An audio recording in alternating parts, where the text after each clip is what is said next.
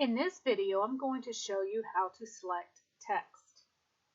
First of all, we'll bring our I-beam using our mouse up here. And if we want to select one character, we would just click at the beginning of the character, hold your mouse button down, and drag across the character. And you see that it's highlighted in gray, so that means that character is selected. We'll learn later what to do with the selected text. So if I want to select the P, I just click right before the P, drag across, and I have it selected. Of course, you could do the same thing if you want to select a word. So let's start right before the L in little. Click and hold our mouse, drag straight across, and release, and we have the word selected. But there's a quicker way, an easier way to select a word. So let's say we want to select the word Wilbur. All I need to do is take my I-beam, point to the middle of the word Wilbur, or anywhere in the word, but just make sure you're on the word. And then I'm going to click my mouse 2 times really fast. It's called a double click. So I'm going to double click, and it selects the entire word. Notice when you have one thing selected and when you go to select something else. So let's select Fern. Notice what happens to Wilbur when I select Fern. So I'm going to point to Fern and double click. Notice Wilbur is no longer selected. So normally you're only going to have one thing selected at a time. There is a way to get around that. Okay, so maybe I wanted to do something with Wilbur and Fern at the same time. So I have Fern selected. Before I go and double click on Wilbur, because we know what's going to happen. If I do that, then Fern will no longer be selected. So before I do that, I'm going to hold down my control button on my keyboard. Okay, it's the button that says CTRL. So I'm going to hold down my control button. Now I'm going to double click on Wilbur. When I do that, the previous selection is still selected. So maybe I want to go down here and I want to select Wilbur down here, but I want to leave these two things selected. So I'm going to go down here and point. Before I double click, I'm going to hold down my control button and I'm going to double click. Let me try that again. So you have to hold down that control button the whole time you're double clicking. So before I start selecting arable up here, I'm going to hold down my control button and double click. It doesn't want to stick, so keep trying until it gets there, okay? So I'm going to point to Charlotte. Maybe this time I forget to hold down my control button and I go ahead and double click. Notice what happens. All the other previous selections are deselected and now Charlotte is selected, okay? So remember that control button. Now let's say I want to select a phrase. Let's select Wilbur is about to be killed. So let's start here. We don't really even have to start at the beginning of Wilbur. We can start somewhere in the word. And I just start dragging across. Notice how it backed up and it selected that entire word.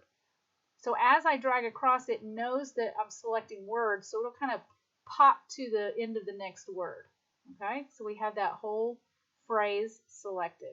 So if I go down here and start selecting another phrase, if I want to keep this phrase selected and start with another separate phrase, I have to make sure I hold down my control button, drag across the phrase, and then when I release my mouse, I can release my control button.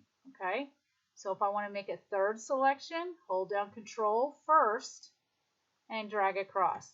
Now if I forget and I just start dragging across, then the previous selected phrases will be deselected. Another thing I can do, if I have a long phrase to select or maybe a couple of sentences, just like from Wilbur all the way down through friendships, it has 2 lines of text. It's, I think, 2 sentences. I can start at Wilbur and just drag straight to friendship. Okay? I don't have to, it's not like a highlighter when I have to drag across here and down and across like that. Okay? So I can just go from my beginning point to my ending point. And if I go too far, I just hold down that mouse and I back up to my ending point. Okay? So see, if I go up and down, as long as I'm holding that mouse, okay, once I get what I need, then I release my mouse. Okay, oops, it didn't select the W. So let's start there and go down to my ending point and release my mouse.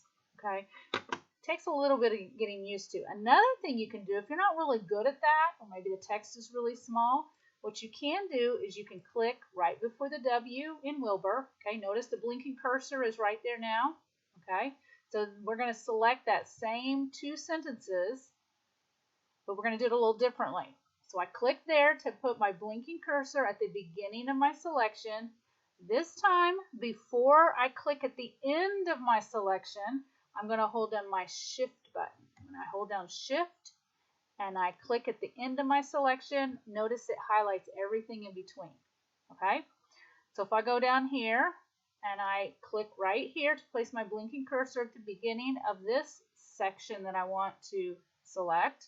Okay, so this is the beginning of my selection, and I want to select all the way through Christmas dinner.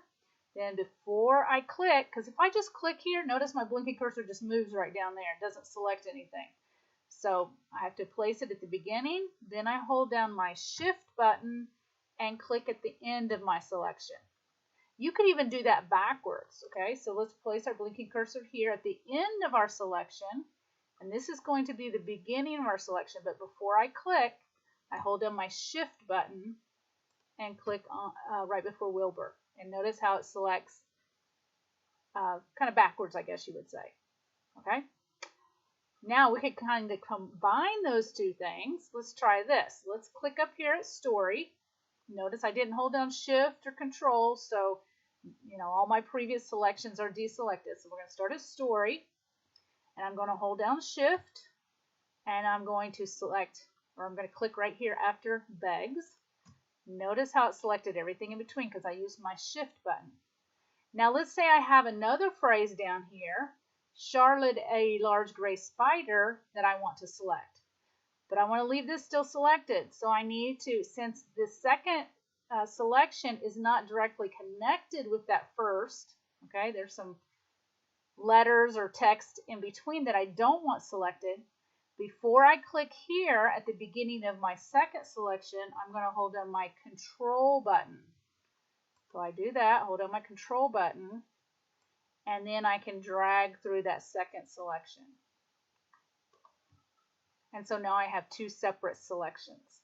Okay, so you can kind of combine those, the Shift and the Control, and play around with those and learn how those work in making extended selections or more than one selection.